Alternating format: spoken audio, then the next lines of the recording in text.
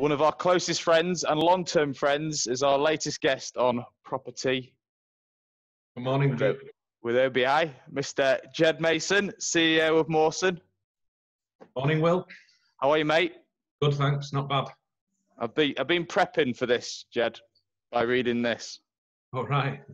Which is quite a big book. But this is the 50th anniversary, so congratulations on 50 years. Not you personally, obviously. You haven't been doing it for 50 years, but your business is there. What a milestone to achieve. I've got the grey hairs to nearly be 50 years, but no, I think I've only been party to about 33 of those. So, well, congratulations. Do you mind telling us a bit of the story, the background of how Morson started? And I mean, how many people have you got working now, Ged? There's a lot of people in this area. Yeah, with 1,200 staff, with about 14,000 workers on assignments throughout the world, really. Started, please say my father founded it in 1969. He was a draftsman, designer, went off to Canada, came back having worked briefly in a recruitment business and brought the idea and concept that he wanted to work for himself and started from the usual humble beginnings that most organisations do. So it was an office, a desk basically under the staircase of the family home in Eccles in Salford. So true to our roots, we're still there today. A bit more of a bigger building, obviously, but headquarters there. So we employ quite a lot of people within the Salford Greater Manchester area. And it's been a privately owned business, it's been a listed business, and it's now back in your hands. Yeah, Dad and I must have been some blood in us to keep on moving, gypsy in us, I think. No, but we did have various different type of ownerships. We've had institutional, VC, we've done an IPO, a float, and we took a private. So yeah, we've kind of, with my father at the time, we did quite a lot, really. Good experiences, none a regret, all down to experiences of life, and we're now back in private hands. What was it like taking it, when you listed it, when you floated it? It must have been exciting for you. Yeah, it was exciting. I think more, I would say it was more of my father's ambition for a while. You know, I think the thought of going back years by being a chairman of a public company, I'd sort of kudos. Not so sure now is that, you know, any people's ambitions, but it was an experience. It was tough. I've got to say, you know, float on an IPO. You don't just think you just, you know, eventually just go on the market. On AIM we went, and you ring a bell and everything's done. You know, there was a lot of hard work and warranting against things you were putting down in your prospectus. So, you know, you had to go through a very, very thorough process. But again, a great learning curve, dealing with the institutions. I don't miss the aspect of going around the city for a number of weeks of the year. Although it was enjoyable at the time, and as I say, I learn a lot, still serving my apprenticeship. But it was good housekeeping. You know, one of the things with Morson, Paul and I, my CFO, we've always kept good housekeeping of the public arena. So, you know, our annual report, we do annually a very in-depth annual report, even though we're private. We like to think it helps have that transparency, visibility for not just our employees, but for our customer base. And it does help, you know, when we're bidding. It does showcase a little bit about what Morson's about, because, you know, we like to think we are a family business and we do a lot for local communities and charities, and I think that showcase to let people see what we do, and yeah, no, that's good. Hopefully encourage others to do as well. And Ged, you're obviously a big major figurehead in the Manchester business community. I've never ever genuinely heard anyone say a bad word about you. In people that work in your organisation, or just people that have got to know you, and you've obviously given loads to charity in terms of, you know, not just money, but a lot of your time, love and support. But how have you got through the last sort of 3 or 4 months, and how have you kept your team engaged and that strong Morson culture going? Well, first of all, I'm flattered to be, as you say, I'm figurehead. I never see myself as that, to be honest. I think That's the beauty of you, Ged. You don't, but you no, are. no, and I'm not just saying that. I think there's far more other people around that I respect and look up to. So I never consider myself in that vein. I just get on with my job and try and do my best, and never seek fame or seek to put myself too much in the limelight. I think sometimes the position of being at the top at Morson, the old position sort of elevates you, and I think that's probably what's happened. But I'm only here because of the people around me who've probably made me look so good. So I'm grateful for what they do, really, more than myself. And, how have I got coped? Coped well, really. And it was a shock to us all, really, how quickly it all happened. I was one of the persons at Cheltenham, and I'm not saying I'm proud of that, but it was probably the last big event that happened, and since then lockdown, we all know. Really, my way of approaching it, I think I was keen to sort of use the opportunity. I saw a once in a lifetime chance for me. If I can whip myself, it's always over my weight, and to run up and down on the motorways and the trains, and sometimes you don't always get that family time that you really pray for, and sacrifice a lot. So for me, it was an opportunity, and still is, to spend some time with the family and get myself in the gym most days. Although it's double chin doesn't look like it, I'm hiding it under the beard. It's a new beard, that, isn't it? I don't think that. Yeah. So no. So other than from a personal perspective, some things that have allowed me to. From a work perspective, I think we all went into a quick lockdown where we had to quickly test our infrastructure. Everyone had to. They're going to work on a mass scale, everyone working from home, and took wood. It did, and we were grateful for what some of the systems we had adopted. Some by chance, by luck, we changed our phone systems just before.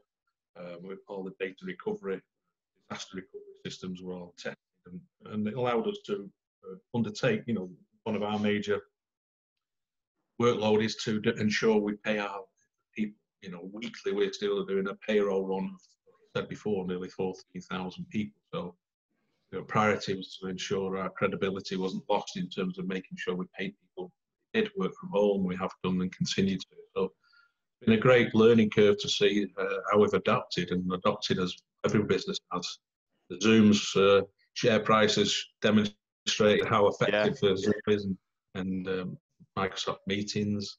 I think I'm not sure. It was a novelty at first, and everyone was on Zoom, but now it's a case of your own mentality. Is it best to get out of your house, have that routine, go to work, and bounce off? Because that creativeness of being able to brainstorm with your colleagues. Yes, you can do it on Zoom, but there's nothing like in a room on a board, something basic.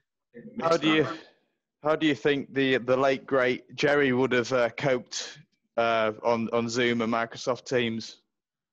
I think he would have embraced. He was in his latter years. He was out in Spain, obviously, so that would have been. He would have embraced it. He was never frightened of technology, Dad, and he encouraged it as I do. So. The younger generation, it's second nature, isn't it? You're born with a phone now. The phone is your mobile desk, isn't it?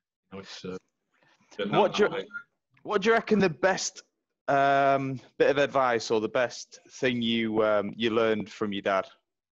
Because you worked really close with him, and you always were very, very close, family and business.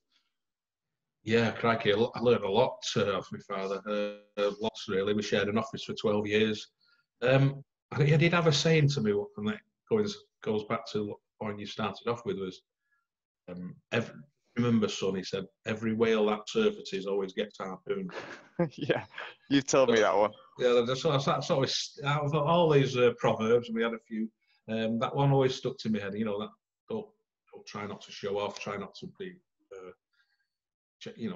chase the ace, put yourself at the forefront all the time, because there's always someone there to knock you. But I remember your dad taught me one when he called me to a meeting, Boxing Day, Piccolinos.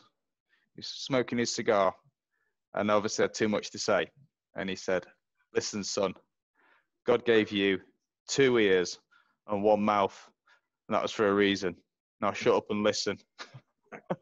I think I came on afterwards, and I got summoned as well. So yeah, but obviously it was a good listen. Actually, Dad was a good listener, and that's something he taught me as well. You know, what sometimes I don't always listen, but you do. You know.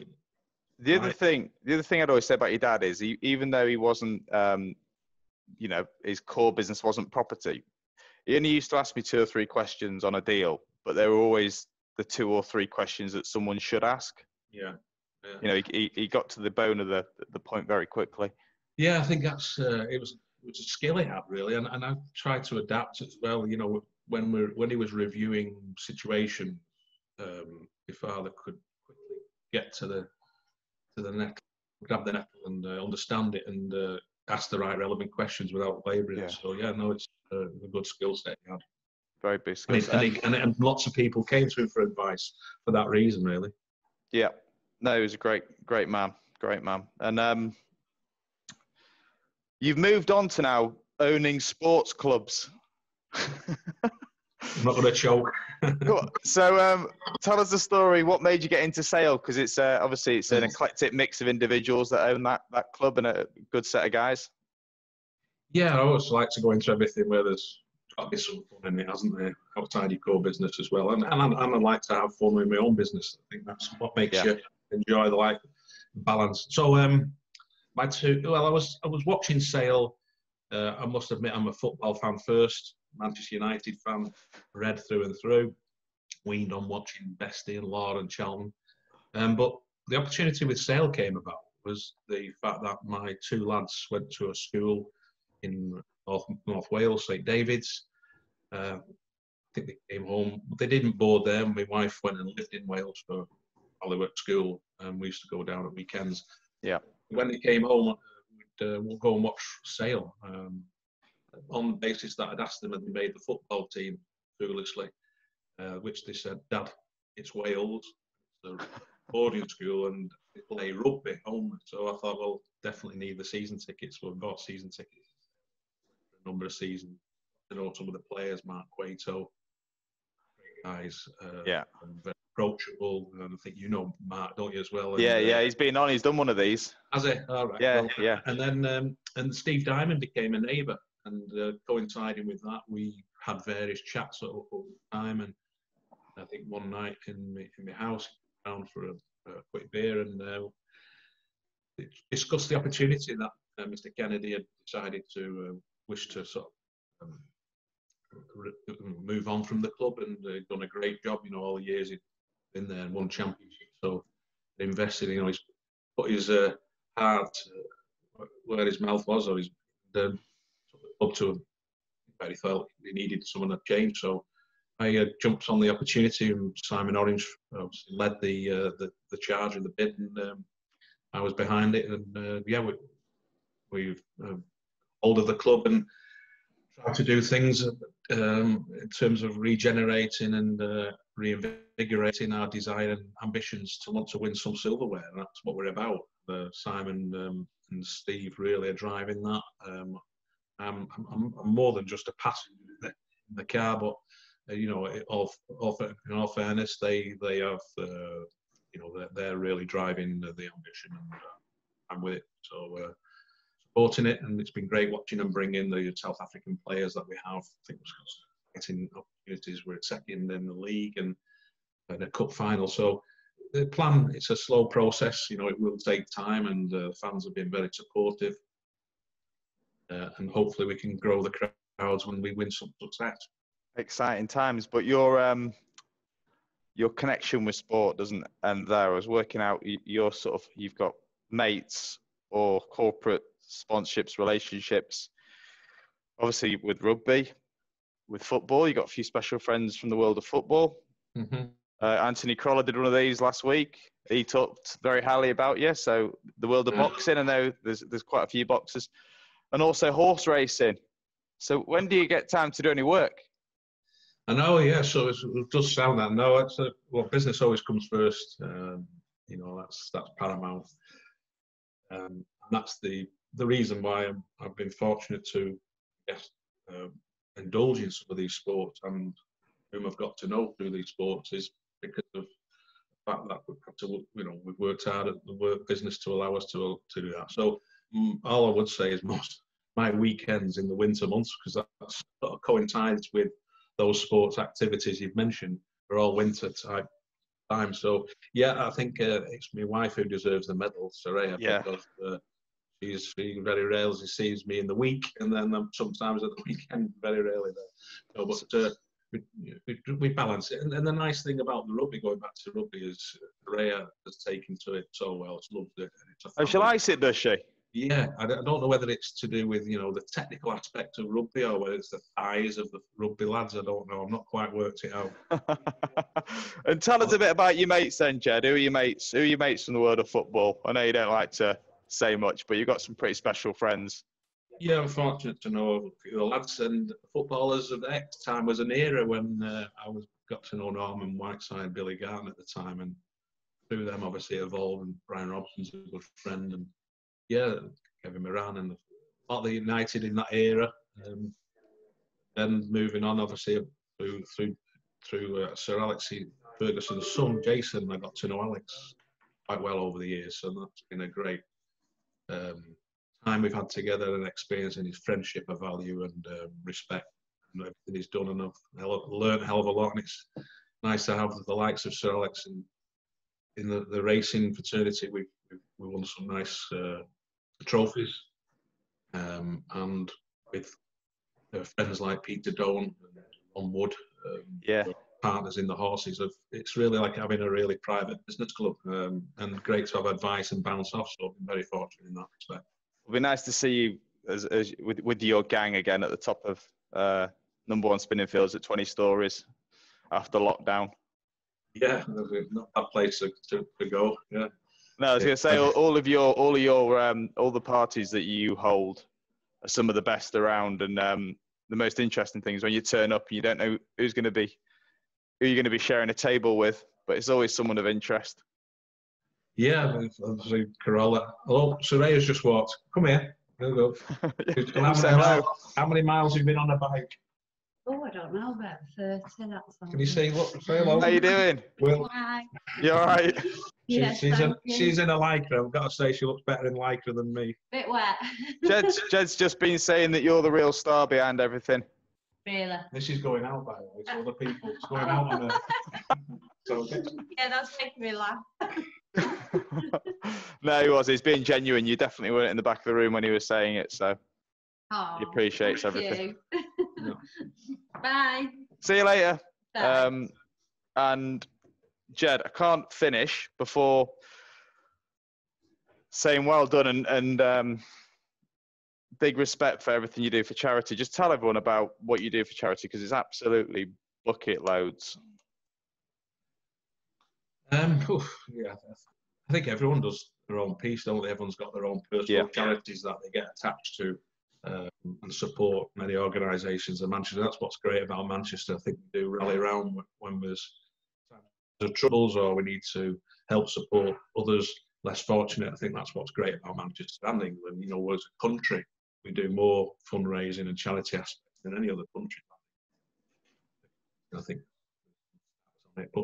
But personally, from Morson's, we've got keen to take away just being about the charity supporting what my father and I wanted to. So we have a charity committee going now 12 years. We choose 2 charities.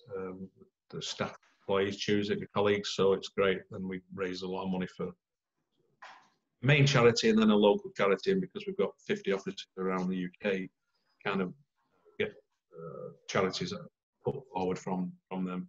And Seashell Trust, very close to in Edel, do a great, fantastic job, and we're trying to build a new school. It's a bit archaic there now, so it's a big mission we're on at the moment, fundraising for that. Seashell and many people, many listeners probably supported it, who will. I'm grateful for their support. Yeah. The other one I'm involved in is a trustee of a charity called Destination Florida. Take about 80 children, sick, poorly, some life-threatening, to a holiday of a lifetime, treated like princes and princesses. You do that every year? It's every 2 years. It's a fundraiser. Really, approximately 400,000. Wow. think all the medical consultants and teams help us. But it's a big fundraiser. It takes 2 years, and we do that. Sadly, we can't go this year, but it's only postponed. What's great about it is seeing how the children's faces change, how they flower bloom towards not feeling that they're the only one. They see other children, make friendship for life, and the confidence boost it gives. And then finally, probably helps all the parents, give them respite, importantly, because obviously they. No, it's a fantastic charity. Oh yeah, it's great. And lastly, you sent us a very kind present last week. We're 10 years old this year, and we were very.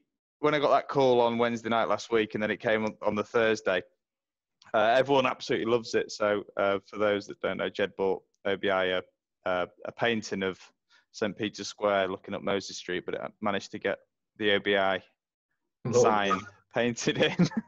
You'd like that. I know you put the logo at Stoke, haven't you? That looks fantastic. Yeah, well, I just hope we start winning again. We've not come back well. By the way, it wasn't a bribe to get on this show. No, it wasn't. No, it came from the goodness of your heart, Ged. But it was. You've lost your way in life. You should be with Norton on telly now, shouldn't you? I've known you and Dom and some of the guys from day one, and actually before day one, actually when you worked previous. And we've done a few deals with the company, and you've always acted and honourable and hardworking, and I was. Dad and I love the fact that you were young guys starting out, and that's why I think why we were honed in on wanting to try and support you. And great to see 10 years on what you've achieved in terms of you put your on it and you've made your name in a good way with integrity, and onwards and upwards for you guys. And good luck, You're a top man. Thank you very much for those kind words, mate. But I really appreciate you coming on to do this. I know you're a busy guy. My pleasure. All the best to everyone. Yeah. Can't wait to have dinner when this is when it's safe to do so. Look forward to it. Keep safe. Take care, mate. Thanks, Ged. Thank you. Thanks. See you later, mate. See ya.